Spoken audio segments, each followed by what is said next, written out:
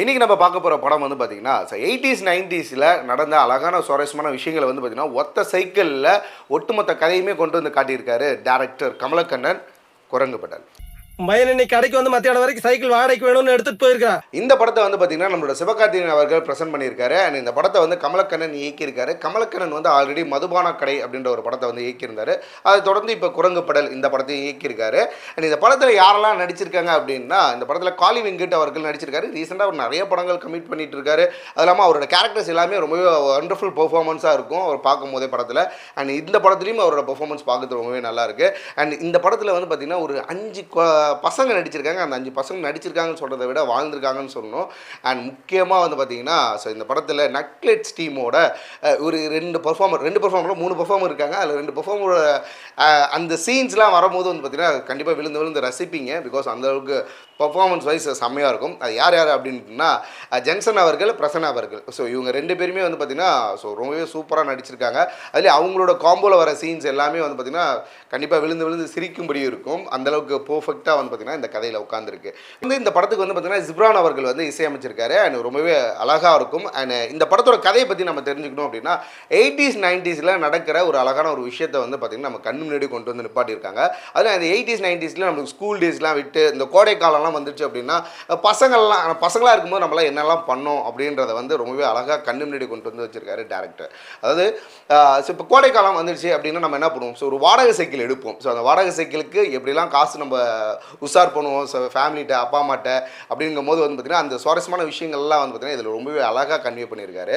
அந்த குரங்குபடல் இந்த டைட்டிலுக்கு ஏற்ற மாதிரி இந்த கதையில் என்ன இருக்குது அப்படின்னு கேட்டிங்கன்னா, சைக்கிள் ஓட்ட தெரியாத ஒரு தகப்பன், ஓகே, அந்த சைக்கிளை ஓட்ட துடிக்கிற ஒரு மகன், ஓகே. ஸோ இவங்க 2 பேருக்குள்ள நடக்கிற ஒரு சுவாரஸ்யமான விஷயங்கள் தான். அந்த மகன் சைக்கிள் ஓட்ட கற்றுக்கிட்டானா இல்லையா, ஓகே. ஸோ அதற்காக என்ன மாதிரி முயற்சிகள்லாம் எடுக்கிறான். அதுலேயும் முக்கியமாக வந்து பார்த்திங்கன்னா சைக்கிள் ஓட்ட எடுக்கிற முயற்சியில் வந்து நம்ம நிறைய தோல்விகள் ஏற்படும், நிறைய அடிகள் ஏற்படும். ஸோ அதெல்லாம் வந்து ரொம்பவே அழகாக காட்டியிருப்பாங்க.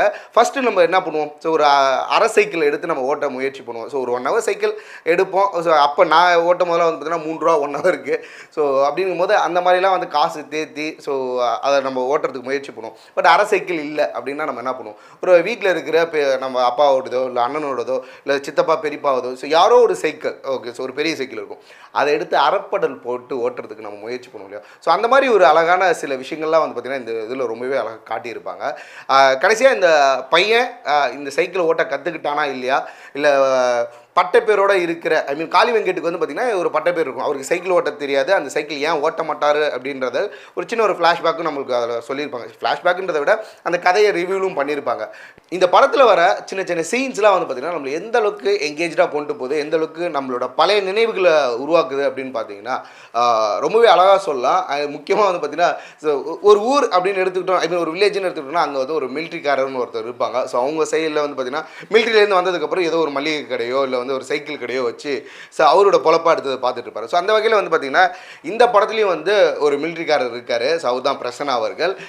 ஸோ அவர்கிட்ட எப்பயுமே வம்பு வளர்க்குறதுக்குன்னே ஒருத்தர் வரவர் தான் வந்து பார்த்திங்கன்னா நம்மளோட ஜென்சன் அவர்கள். ஸோ குடிகாரனாக வருவார். ஸோ இவங்களோட போர்ஷன்ஸ் வரும்போதெல்லாம் வந்து பார்த்திங்கன்னா ஒரு மெமரிஸ்குள்ளார ஒரு அழகான இன்னொரு விஷயத்தை காட்டின மாதிரி இருக்கும். இந்த கதையை வந்து பார்த்திங்கன்னா சைக்கிள்ன்ற ஒரு நாவல்லேருந்து வந்து பார்த்திங்கன்னா டேரக்டர் அவர்கள் எடுத்திருக்காரு. இந்த நாவலை எழுதியது வந்து பார்த்திங்கன்னா ராசி அழகப்பன் அப்படின்ற ஒரு ரைட்டர் வந்து பார்த்திங்கன்னா இந்த நாவலை எழுதியிருக்காரு. ஸோ ஒரு 2.5 மணி நேரம் படம், ஒரு 2 மணி நேரம் படத்தை வந்து பார்த்திங்கன்னா இவ்வளோ சுவாரஸ்யமாக இந்த ஒரு நாவல்லேருந்து இது ஒரு விஷுவலாக நம்ம கண்ணு முன்னாடி கொண்டு வந்து காட்ட முடியுமா அப்படின்றத வந்து பார்த்திங்கன்னா பாசிபிள் பண்ணி காட்டியிருக்காரு ஸோ டேரக்டர் கமலக்கண்ணன் அவர்கள்.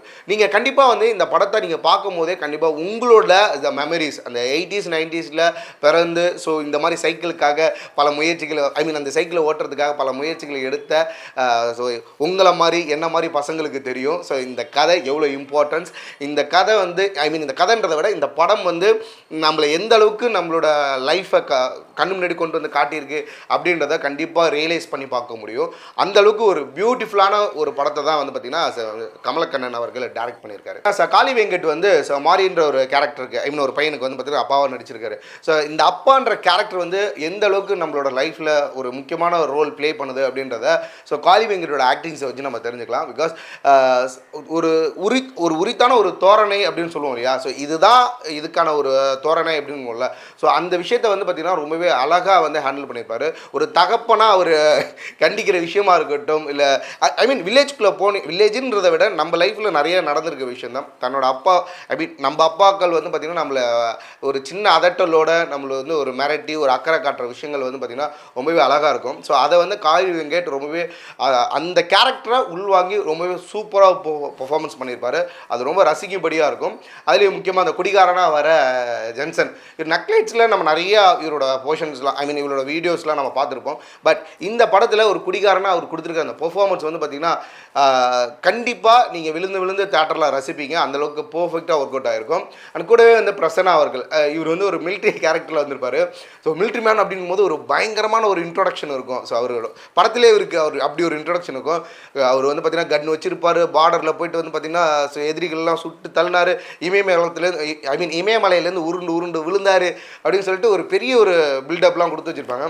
கடைசியாக ஆஸ் யூஷுவல் ஒரு மிலிட்ரி மேனை எந்த அளவுக்கு வந்து ஒரு ஃபன்னியாக ஒரு டேமேஜ் பண்ண முடியுமோ ஸோ அந்தளவுக்கு ஒரு ஃபன்னியாக ஒரு டேமேஜ் பண்ணியிருப்பாரு. பட் இது ஆக்சுவலாக நம்ம லைஃப்லலாம் நம்ம பார்த்துருப்போம். ஸோ சில பேர் மிலிட்ரிக்கு போகிறேன்னு சொல்லிட்டு திருப்பி வந்திருப்பாங்க, இந்த மாதிரி கடைகள் வச்சுருப்பாங்க. என்னன்னு கேட்டால் ஸோ நாங்கள் ஃபைட் பண்ணேன் இது பண்ணேன், பட் அதெல்லாம் ரொம்ப இதாக இருந்துச்சு. ஸோ எனக்குலாம் வந்து பார்த்திங்கன்னா அவ்வளோ பெரிய கௌரவமான ஒரு இது கொடுத்தாங்க, அவார்டு கொடுத்தாங்க, அப்படி இப்படின்னு ஒரு பில்டப் இருக்கும் ஊருக்குள்ளார. ஸோ அந்த பில்டப்லாம் வந்து ஒட்டுமொத்த தூக்கி போட்டு வச்ச மாதிரி செம்மையாக பண்ணியிருப்பாங்க. ஸோ ஒட்டுமொத்த கேரக்டருமே வந்து பார்த்திங்கன்னா ரொம்பவே அழகாக ஹேண்டில் பண்ணியிருப்பாங்க. அதுலேயும் வந்து பார்த்திங்கன்னா அந்த 5 பசங்களில் ஒரு பையன் கடைசி வரையும் அவன் குரங்கு பெடல் மட்டும் தான் அடிச்சு ஓட்டிகிட்டு இருப்பான் சைக்கிளை. ஆனால் அவன் கொடுக்குற அந்த கவுண்டர்ஸ்லாம் இருக்குங்களே செம்மையாக ரசிக்கும்படி இருக்கும். ஸோ அந்தளவுக்கு ஒரு சின்ன பையனை ரொம்பவே அழகாக மோல்டு பண்ணி இந்த படத்தில் நடிக்க வச்சுருக்காங்க. ஆக்சுவலாக இந்த 5 கேரக்டர் இந்த 5 பசங்களையும் நடிக்க வைக்கிறதுக்கு அந்த குழந்தைத்தன்மை மாறாமல் நடிக்கணுன்றதுக்காக வந்து பார்த்திங்கன்னா இந்த நடிப்புக்கான பயிற்சிகள் வந்து பார்த்திங்கன்னா இந்த பசங்களுக்கு கொடுக்கப்பட்டிருக்குன்னு ரொம்பவே டேரக்டர் அழகாக ஒரு ப்ரெஸ் மீட்டில் சொன்னார். ஸோ அது உண்மையாக சொல்லணும் அப்படின்னா இந்த 5 பசங்களும் வந்து நடிக்கலை. ஆக்சுவலாக ஃபேக்ட் சொல்லணும் அப்படின்னா ஸோ நம்ம லைஃப்பில் எப்படிலாம் நம்ம ஃப்ரெண்ட்ஸோட நம்ம நண்பர்களோட பழகி அந்த ஒரு உரித்தான ஒரு தோரணையில் நம்ம பேசி பழகிருப்போமோ ஸோ அதெல்லாம் வந்து ரொம்பவே அழகாக கண்ணு முன்னாடி கொண்டு வந்து காட்டியிருக்காங்க. நீங்கள் கண்டிப்பாக இந்த படங்களை வந்து பார்த்திங்கன்னா தேட்டரில் பார்க்கணும். இது ஏன் அப்படின்னா கூடவே இந்த ஜிப்ரான் மியூசிக்ஸ் இந்த பாடல்களாக இருக்கட்டும், இல்லை பேக்ரவுண்ட் ஸ்கோராக இருக்கட்டும், ஜிப்ரான் எப்பயுமே வந்து பார்த்திங்கன்னா ஒரு பெரிய ஹீரோவுக்கு ஒரு பில்டப்பான ஒரு மியூசிக்ஸ் அடித்து நம்ம பார்த்துருப்போம். பட் இந்த மாதிரியான ஒரு செட்டில்டான ஒரு படத்துக்கு ஒரு ப்ளசண்ட்டான ஒரு படத்துக்கு வந்து பார்த்திங்கன்னா இப்படி ஒரு இசையை வந்து கொடுத்துருப்பாரா அப்படின்றது வந்து பார்த்திங்கன்னா ரொம்பவே ஆச்சரியப்படுறதுக்கு ஒன்றும் இல்லை. பட் அது ரொம்ப ரசிக்கும்படியாக இருக்கும். ஸோ ரொம்பவே நம்ம என்ஜாய் பண்ணுற அளவுக்கு வந்து பார்த்திங்கன்னா மியூசிக்ஸ் கொடுத்துருக்காரு. இந்த படத்துக்கு மேலும் ஒரு கூடுதலாக வந்து பார்த்திங்கன்னா ஜிப்ரானோட மியூசிக்கும் இருக்குது. காளி வெங்கட்டோட பையன் மாரி அவர்கள் நடிச்சிருக்கிறதா இருக்கட்டும், இல்லை இந்த ஒரு 5 பேர்லேயே ஒருத்தர் வந்து பார்த்திங்கன்னா ஒரு பெரிய வீட்டு பையனாக நடிச்சிருப்பார். அவரோட அந்த கேரக்டர் அண்ட் ஆக்டிவிட்டீஸாக இருக்கட்டும், இது எல்லாமே வந்து பார்த்திங்கன்னா ரொம்பவே இன்ட்ரெஸ்டிங்காக இருக்கும்.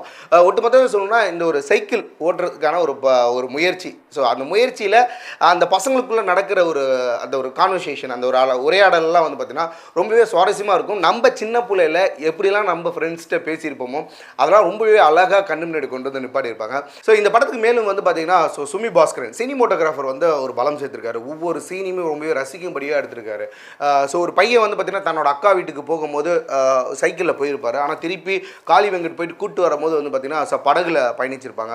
ஸோ இதுக்கான ஒரு லாங் ஷாட்டில் வந்து பார்த்திங்கன்னா ஏன் போகும்போது சைக்கிளில் போனால் திருப்பி வரும்போது ஏன் சைக்கிளில் வரல அப்படின்றத ரொம்பவே அழகாக காட்டியிருப்பாங்க. ஒரு ஷார்ட் கட் ஸோ படகு மூலிமா போகிறது அப்படின்றத ரொம்பவே அந்த லாங் வைட் ஷாட்டில் வந்து பார்த்திங்கன்னா கேமராமேன் வந்து டீட்டெயில் கொடுத்துருப்பாரு.